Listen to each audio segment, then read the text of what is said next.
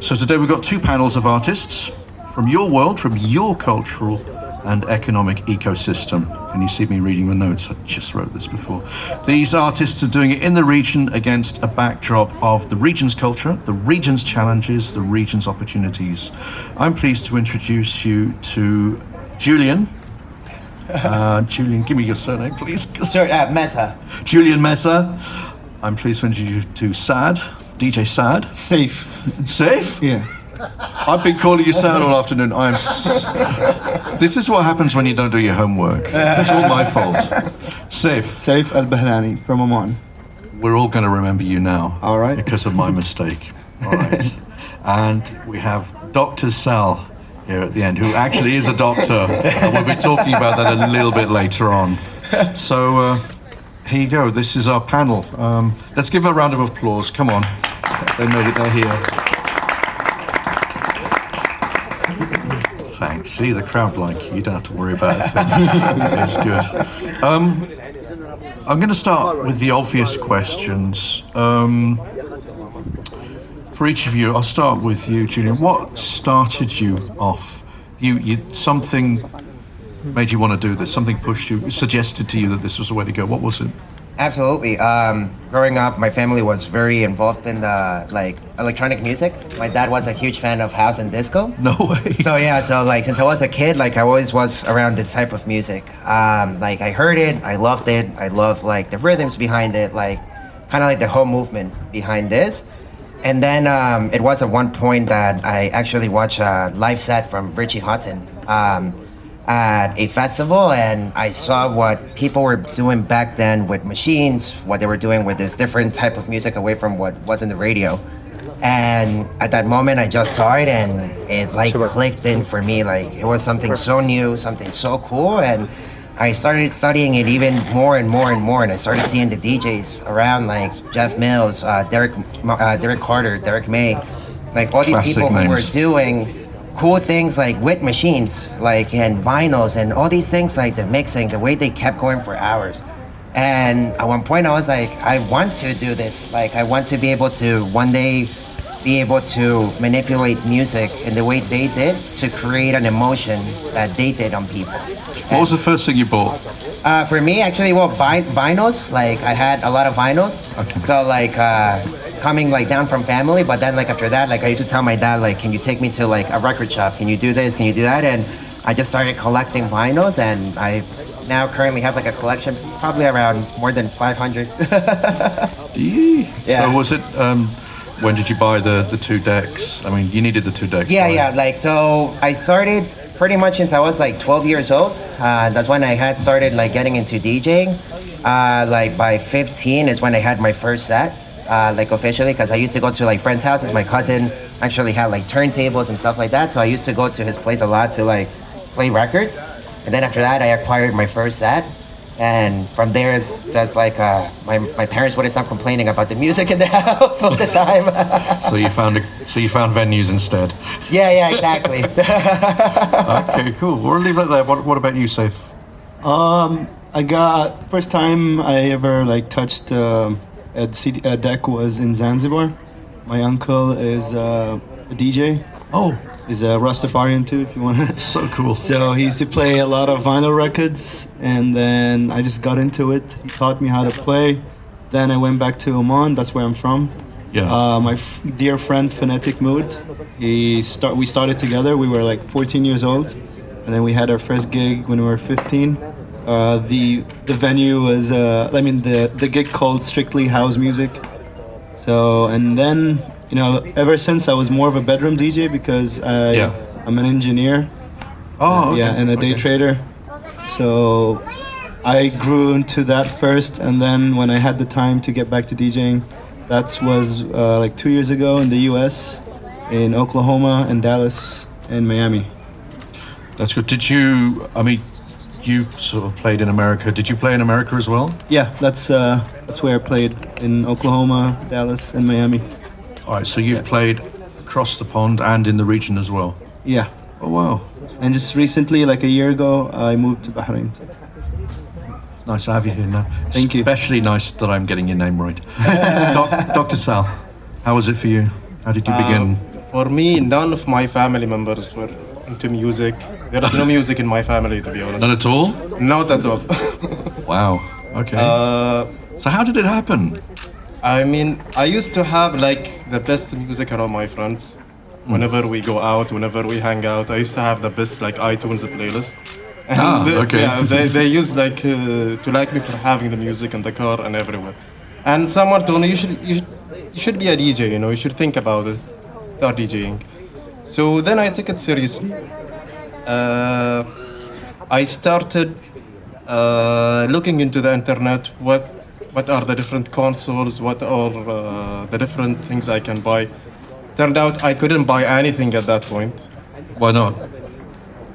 Because I didn't have money, I didn't have a car, I was in school.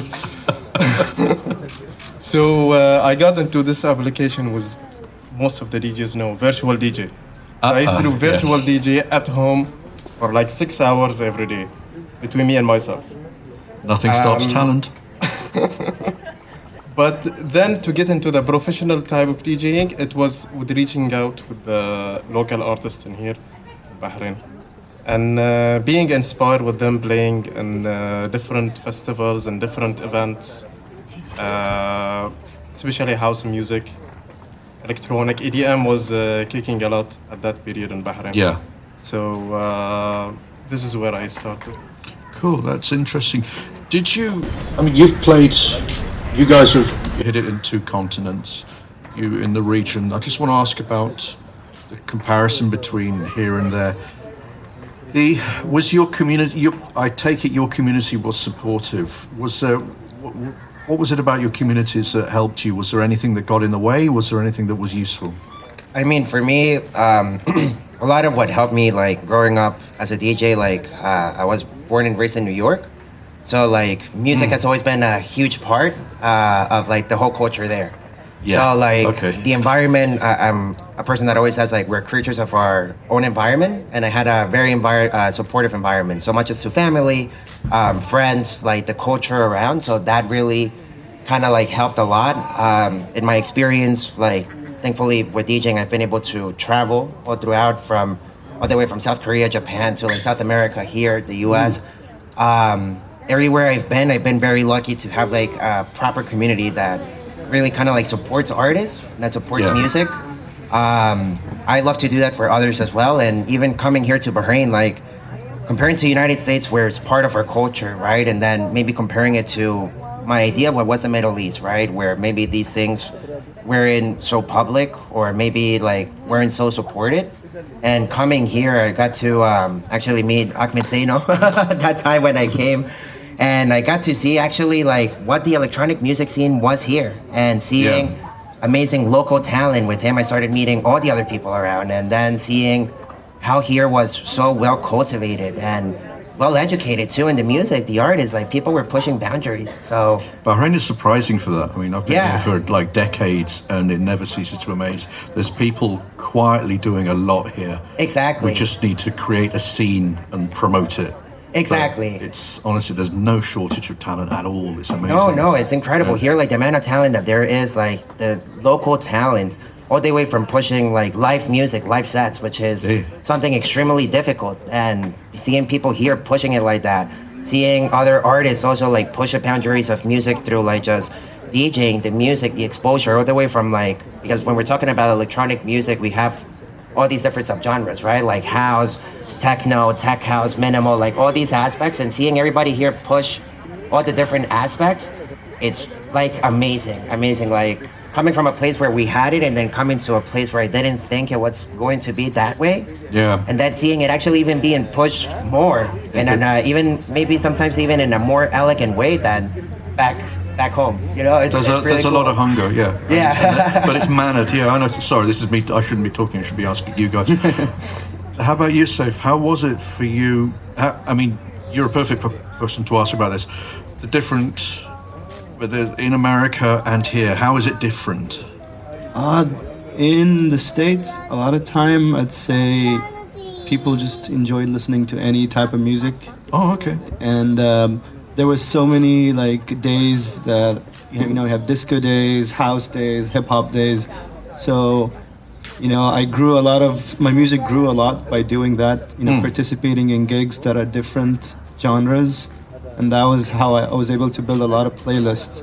In Bahrain, I've seen like a lot of discipline, like more than the States so far.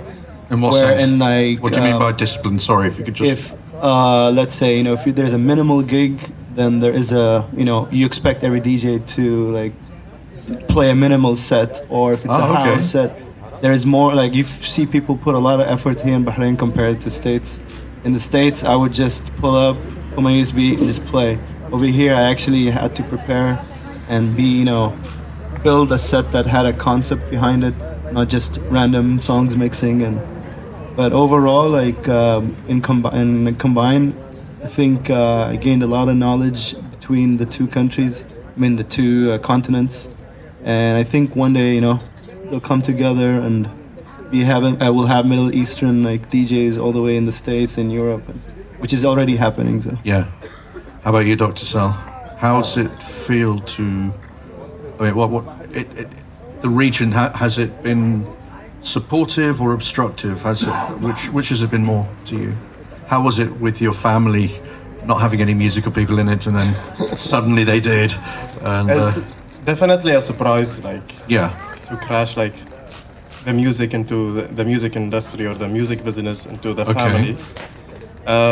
But they accepted. They accept. They weren't very supportive in the beginning, yeah.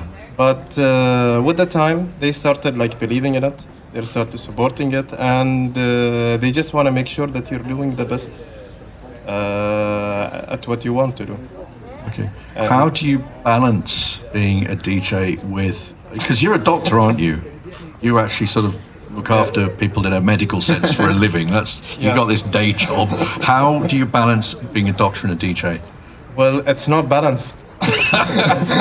It is okay. It's not balanced. When do you sleep? I think is what I'm asking, if ever. It's because they're very different, but they're similar in that they both teach you things about life, how to live life. Okay. So this is where I put them like in my mind, like this helps me with this, in this area only. But other than that, this is daytime and this is shifts, and it's a lack of sleep here and lack of sleep there as well. So Oh man, how do you cope? Is coffee a big part of your life? I live on caffeine, yeah. Okay. That's cool. Okay. I just wanted to ask, this question just occurred to me. I didn't really think about it, but it's a question to ask DJs. Genre, is it helpful or does it get in the way? I always ask people this. The idea of genres, different genres of music. Do you like that? Is it something you prefer, or do you think, why should it be like this? Is it annoying or good? Should. Genres.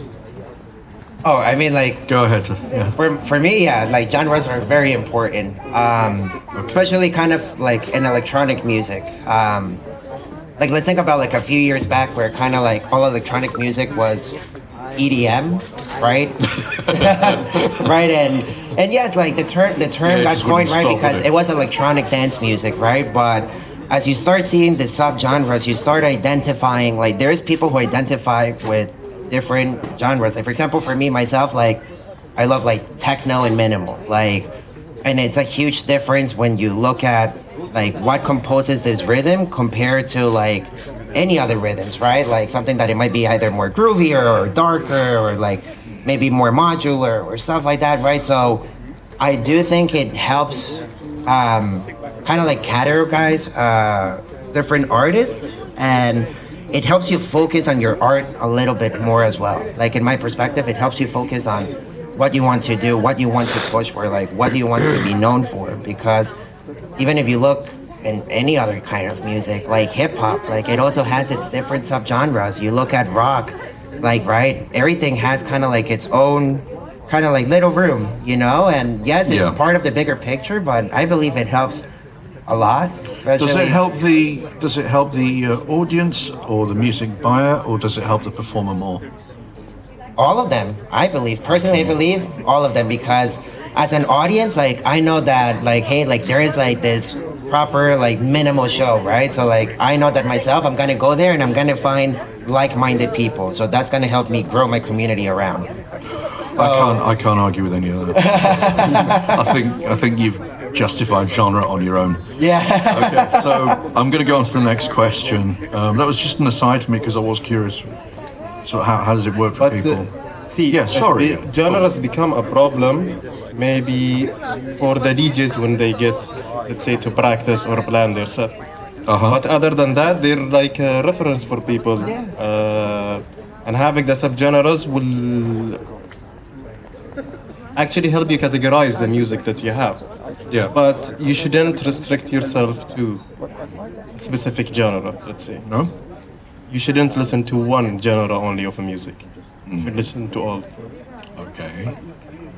All right. Good. Good. I'm not sure if I confused you now. No, or you I didn't. I'm just answered. saying. I've just decided that I like that answer a little more because, because I mean, my record collection never stuck to any genre at all. Okay. So, are you a genre man, or do you feel more free? I feel more free. Like Yeah. I love all genre. If you ever go in a car ride with me, I'll probably be playing Freddie Gibbs in the morning, and then maybe some hard techno in the afternoon just to get over the traffic, and then some very maybe sometimes I play orchestra, sometimes I play some bossa nova stuff, rock music, metal music. I just play whatever I feel like. Good. Yeah, I like these answers. Okay. Going through the questions at quite a lick here. I mean, feel free to talk as much as you like. I should do less interrupting.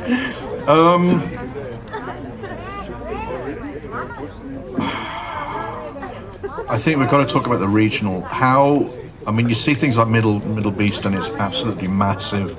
And there's all this stuff happening across the water. This sudden sort of, yes, you have permission to do this, and then the venues are opening up, the events are kicking off, and suddenly cameras are focused on musicians, and everything's fine, both here and across the water and in the other countries in the region. What have you got to say about that? Let's start with Dr. Sal this time. How do you feel about all this sudden regional booming? You know, Middle Beast and all of this, the new scene, the size of it. I mean, this big change that His Majesty Sheikh Mohammed bin Salman did in the region is like, it wasn't expected. It's still unbelievable to this point. Because with this, people got to know more about the music culture. Yeah. With this, it was a music revolution that happened in the region all of a sudden. And to know more about the music culture. Yeah. With this, it was a music revolution that happened in the region all of a sudden. And here in Bahrain, we were sharing this experience for everyone all around the region because we were the ones that used to do these type of events, but not on this scale. This was like a global scale. This was an international scale. So we are all happy for this, and it drives us more to focus on our work and to develop something new coming up from this region. It was a big push for us. I can't explain how great that was. Is anybody here, are you pushing for gigs across the water? Are you going to give it a go? Sort of like get your presence known over there? In Saudi? Yeah, get yourself a gig in Riyadh or something Yeah, similar. for sure. Yeah, you're doing that? Yeah. Okay, good. I just wondered if anybody had made any attempts already, or I did a play. They must have promoters there that are talking to Bahrainis by now, surely. I mean, before Middle East, I used to play in Saudi. You did already? Okay. But it was like more like a lounge setting. But it was surprising for me as well. But when Middle East happened, Were these private parties? no, it was public. It was sorry. like in a coffee shop in public okay. places. So that was surprising. But then when Middle East happened, it was like that was like the bomb, though. Okay. It was very shocking, I'd say. Yeah, what about you, Saif? What would you say about it? Well, I didn't know about Middle Beast until I met Ahmed, and then I followed him on Instagram, and I was like, "Whoa, where is this?" This He's on in panel 2. He's on This in is panel 2. the biggest thing I've ever seen in the Middle East. and next thing you know, it's a whole project that Saudi's been working on. What I really like about Mill Beast is that anyone play whatever music, whatever you like. If you're underground, if you're rock, I don't know, if you're hip, if you're a rapper, anyone can go there and express themselves in any way they want to. I was speaking for myself. I was an expat who'd been here for millions of years, just sitting and thinking they will never do stuff like this in Saudi Arabia. It's got to be Bahrain and Dubai or nobody. And then suddenly they just shocked the gallery and they did it bigger than any of us. This festival is rivaling any festival anywhere else in the world. It's absolutely huge. Have you made any inroads into Saudi Arabia? Currently, I'm in talks to planning some stuff for 2023 there. I've been here for almost 3 years. I knew you would. I have yet to even go there, even to the cosplay or anything. I haven't, but I'm attempting to it just because, as you said, it's something so surprising, especially coming from a Western expat where maybe we had this kind of thoughts about what Saudi or even the Middle Eastern region as a whole it was, right? And seeing exactly how much they're pushing and the amazing things that they're doing, pushing local and international talent. Right now, not only Saudi, but the MENA region, it's right now it's the most booming electronic music market across the world. And it's magical, it's beautiful to see that something in this region is pushing this talent. Again, facing even the social, political, and cultural aspects that this region has. And to have the people from here and change that, it's amazing. It's truly amazing. I never thought I'd see it, and when it happened, it was the hugest shock. And it went totally over my head, and I totally unexpected. I'm gonna get a bit more personal now. I'm gonna put two. No, let's just ask this question. I'm going to ask some personal stories that illustrate the best or the worst of performing. Let's have some funny stories from you guys. So what kind of things have happened to you? Something good or something bad? Who's going to start? I'm going to start off with you, Dr. Sal. We start with the worst. If you want. I mean, beside the technical issues, Dying on stage. this turned out to become a regular, It's not like something surprising to happen. But surprisingly, my worst moment DJing, it was at a kids festival. And they had this game where they're running around the chairs. What's the name? Musical chairs. Musical chairs. Lovely. Okay, so easy job for a DJ to do. Just play the track and stop the track. Stop. But turned out that the music I got from the record pool, they're not so clean as they have them the tags. So I had this remix of Beyonce, All the Single Ladies, and What was she doing? What was she saying? she wasn't saying anything wrong. There was an MC with this remix. Okay. And he was shouting all the ladies and He was shouting things about single ladies at the top of his voice. So I stopped downloading music obviously from the record pool. Actually, I wrote an email to them. BBM Supreme, you didn't come back to me yet, but that was the worst. What about something that wasn't horribly embarrassing? I mean, it can't get worse than that. What about something good? Tell us something that, let's hear a good story. Have you got one? Or what's the best part of performing anyway? What keeps you doing it? What is it that makes you think, I love this job? I feel like it's... What's the I love this job moment? There has to be one. that eye contact that people give you. Yeah. It's like they're feeling your energy with the music. Ooh. Yeah. This is the best. And it doesn't happen in one or two occasions. If it's happened regularly, that means...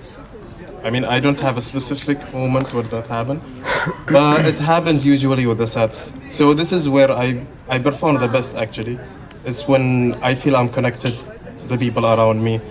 No matter how many people there are, no matter if they're all feeling good, if we're all feeling one vibe, one energy, and if they're all feeling the music, the language of a music that you're mixing,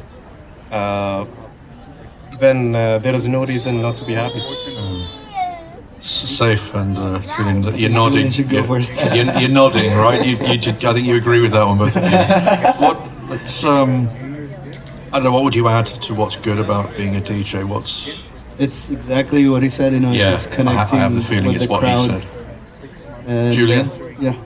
I mean, for me, like same, like that's probably like the best part of being a DJ. Like me personally, I guess one of the feel-good stories for me, the reason why I got into electronic music was because of Richie Hawtin. For me, he was like my biggest, still up until today, he's my biggest idol in electronic music. Okay. I had the opportunity to host his brand's parties back in Miami.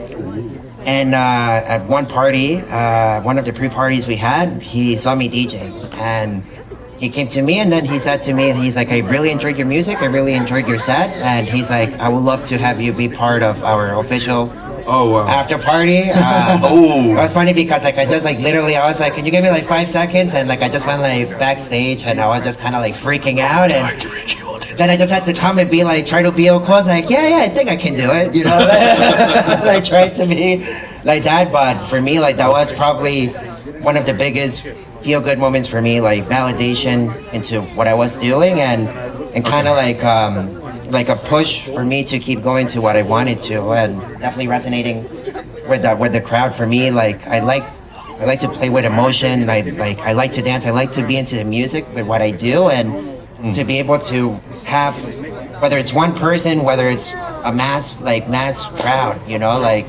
emoting that feeling, it's the most amazing thing we have. We don't get that eye contact thing on the radio, you know. It's just not there. In that case, I've got the last question. What would you say to others who are starting out? With basically the people we're talking to tonight. Do it. Okay. Okay, just do it. Yeah, exactly. Just do it.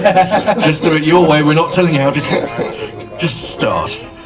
Safe? I'd say, come out, see all the DJs all around town. Okay. Try to find your vibe, what kind of music you like to play. For me, a lot of times when I go to the gigs, I like to watch, Julian, Ahmed, Sami, Rashid. I like to watch how they craft their mixing. I really enjoy. You notice a lot of things, you build styles, you learn a few things. So, go out there and do that, and then practice at home, and then try a gig. Give it a shot. So. All right. What about things like getting kits? Is it a hardware thing now still, or is it a software thing being a DJ, or is it an individual preference? It's not really hard, like to start out nowadays. By the way, No, just saying, is it a hardware thing? Is it still the 2 decks, or is it a lot more about software now? You can do it in the software, you can do it in the hardware, but for more control, for more like professional use, it's better to get the hardware. Yeah.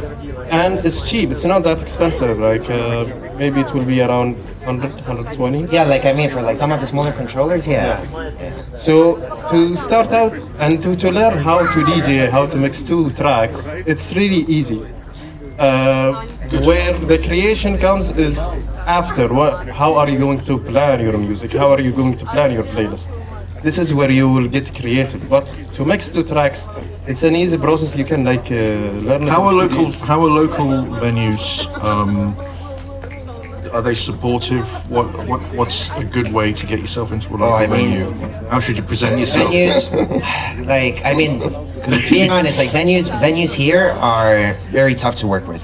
Absolutely, from many perspectives. I'm not asking for names to be named or any specific details. But it's just from a positive aspect. How do you? Don't do it. Don't do it. How do you? What would you say to somebody starting out? How do you present yourself to a venue? It's basically the DHE's equivalent of getting your CV ready. What kind of things do you need to do? What should people be doing?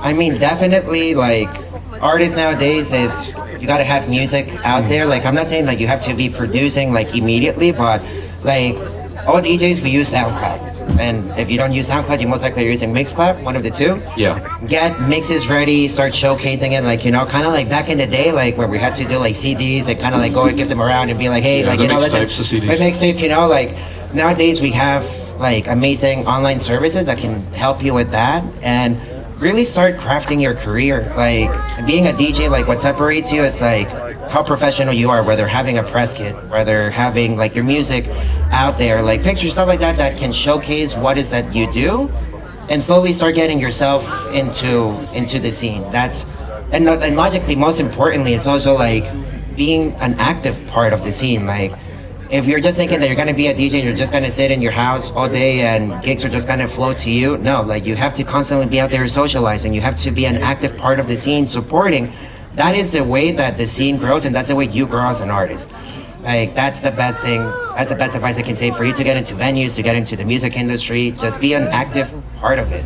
Okay, just in case of either of you, anything to add to that answer?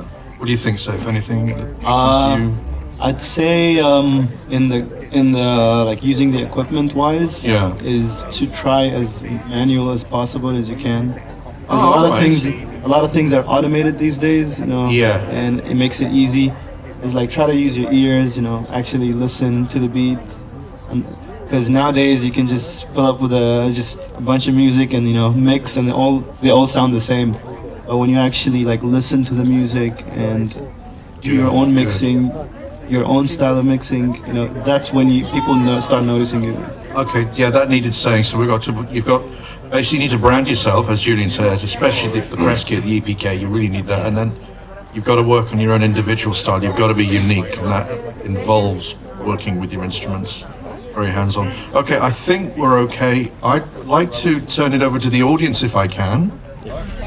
This is the topic of how to survive and how to keep yourself going, putting in the time and the effort, and also be able to fund yourself and fund like your projects and everything. How do you guys do that? Like, I mean, it's for example, for me, I've always had a balance between like a day job and artist-wise too. Thankfully, throughout like the years of career that I've had, I've been able to like have gigs, you know, like kind of like build up into it.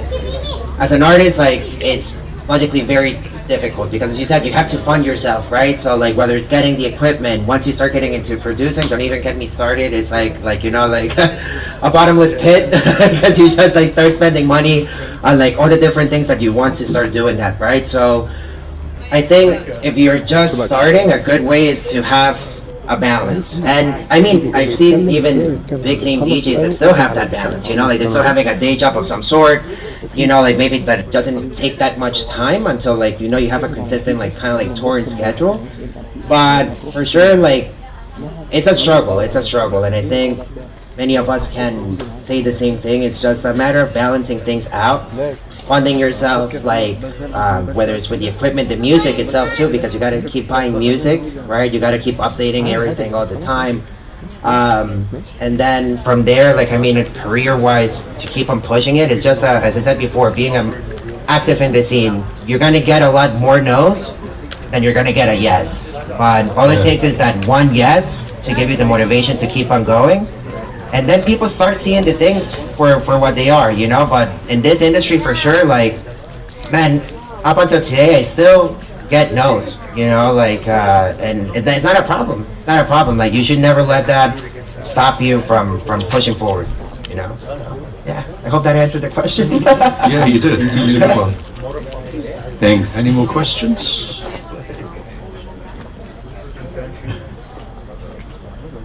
Sorry, I can't. I can't identify any audience members. I can't see anybody. Should be able to see people, but I can't.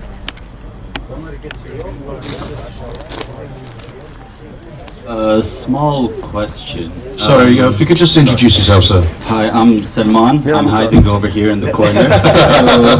I just have a small question. Like, today is a very digital social media era.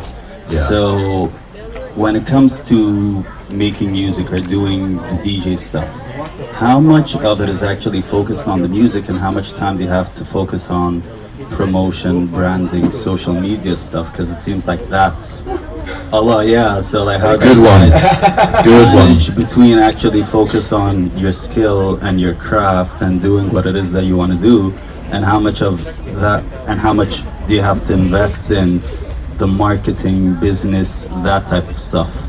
If you could shed some light on that. Yes, yeah, like whatever. No, you share your thoughts first. Okay.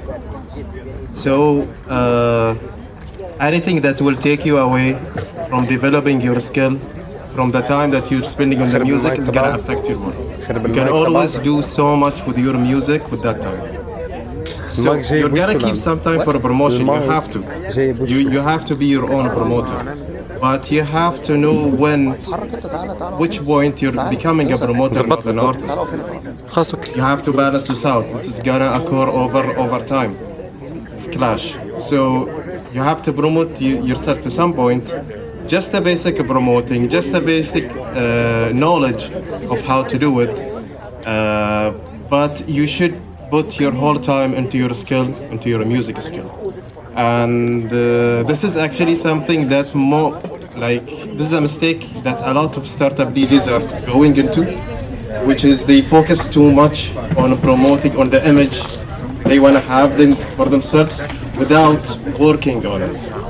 They know how to act, let's say, in a way that's okay. I look like a techno DJ, I look like a deep house DJ, but do you have the music? Do you have the talent for it? Do you have the skills for it? No, because you use all that time in putting that image out.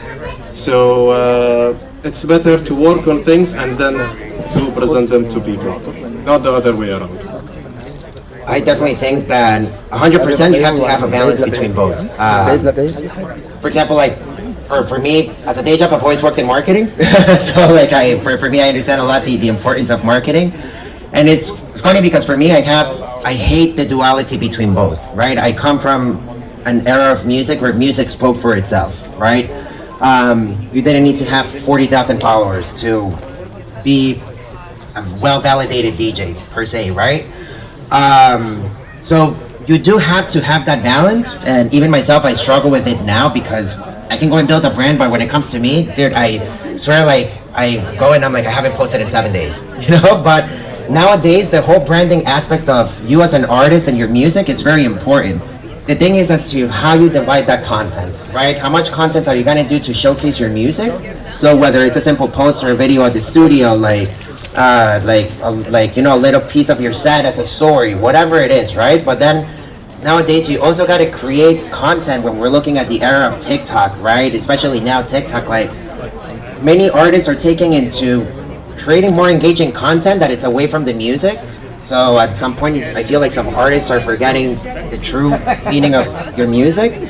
But nowadays, more than anything, you have to brand yourself, and you have to make almost an equal amount of space for it, because as much as you're working on the music, for it to be well known, you have to put it out there through all these social media outlets, whether it's Instagram.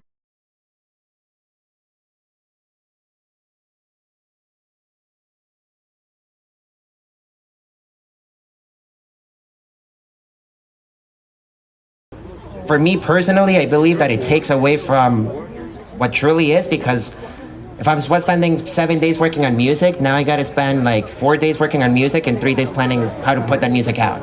So it's tough, but nowadays more than anything, it's very, very important. Like you see even legends that have 4,000 followers on Instagram per se. And people will be like, oh, that's a nobody. But then you can see a terrible DJ, as he said, right? Like people who can act and stand there and pretend that something is going on, and because they're really great at marketing, they have like 30,000 followers, and then boom, they're getting paid and touring, and like, you know, so it's a tough thing for me. It like The twirling fakey coupons. yeah, no, I mean we've seen it. Look, I witnessed a DJ that like literally had a person underneath like doing the whole mixing. Like she just stood there, and then there was a person underneath the table like actually live mixing. So imagine that. There's people who work extremely hard to get to those spaces, and they don't, just because they don't have maybe that balance of social media. I think that's about all for panel one. gentlemen, thank you very much. Julian, Saif, Dr. Sal there. Round of applause for these guys. It's been an interesting one, thank you. There's now going to be a short break. I think it's about 15 minutes, and then it'll be time for panel 2. So thank you for listening, everybody. Thank you, Scott, for everything. Thank you very much. It was a pleasure. Thank you, It's been Faisal. very Thank you, WAV enjoyable. MENA. Really appreciate the opportunity.